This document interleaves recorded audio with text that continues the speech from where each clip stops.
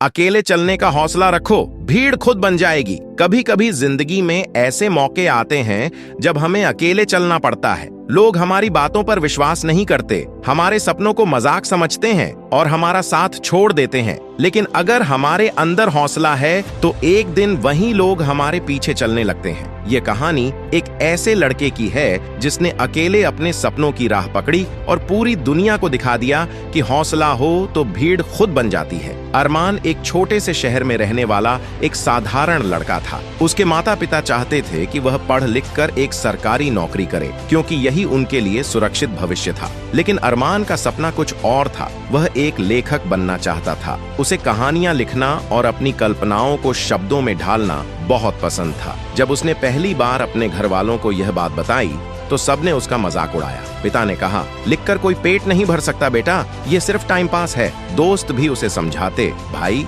ये सब छोड़ और कोई असली काम देख। लेकिन अरमान के अंदर एक आग जल रही थी। उसे पता था कि अगर वह पीछे हट गया तो जिंदगी भर अफसोस करेगा। उसने ठान लिया कि चाहे कुछ भी हो जाए वह अपने सपने के पीछे दौड़ेगा। अरमान ने अपने लिखने की यात्रा अकेले शुरू की। वह रोज घंटों तक लिखता, लेकिन उसकी कहानियां किसी को पसंद नहीं आती थीं। उसने कई पब्लिशर्स को अपनी कहानियां भेजी, लेकिन हर बार रिजेक्शन ही मिला। एक दिन उसके एक दोस्त ने तंज कसते हुए कहा, कभी सोच, अगर तू यह सब छोड़कर कोई असली काम करता तो आज कहाँ होता। ये सुनकर अरमान को बहुत दुख हुआ, लेकिन उसने हार नहीं मानी। उसने सोचा कि अगर पब्लिशर्स उसे नहीं मानते तो वह खुद ही अपनी कहानियां लोगों तक पहुंचाएगा। उसने सोशल मीडिया एक ब्लॉग बनाया और अपनी कहानियां वहां डालने लगा। शुरुआत में सिर्फ 2-3 लोग उसकी कहानियां पढ़ते थे, लेकिन वह लगातार लिखता रहा। धीरे धीरे लोग उसकी कहानियों को पसंद करने लगे। कुछ महीनों में उसके ब्लॉग पर हजारों लोग जुड़ गए। अरमान का हौसला और मेहनत अब रंग ला रही थी।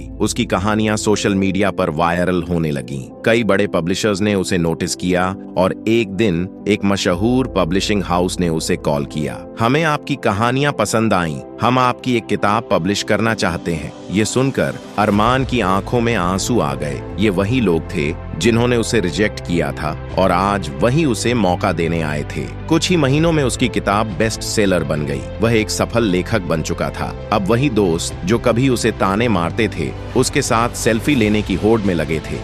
वही परिवार जो कभी उसके सपने को बेकार समझता था, अब गर्व से कहता था, यह हमारा बेटा है। अरमान की कहानी हमें सिखाती है कि जब हम अपने सपनों के पीछे पूरे जुनून से भागते हैं तो धीरे धीरे दुनिया भी हमारे साथ जुड़ने लगती है। अकेले चलने का हौसला होना चाहिए, क्योंकि जब आप अपने मकसद में सच्चे होते हैं तो एक दिन भीड़ खुद बन जाती है। तो अगर आपके पास कोई सपना है तो उसे मत छोड़ो। हो सकता है कि शुरुआत में कोई आपका साथ न दे, लेकिन अगर आपने हिम्मत दिखाई तो एक दिन वही लोग आपकी राह के राही बन जाएंगे।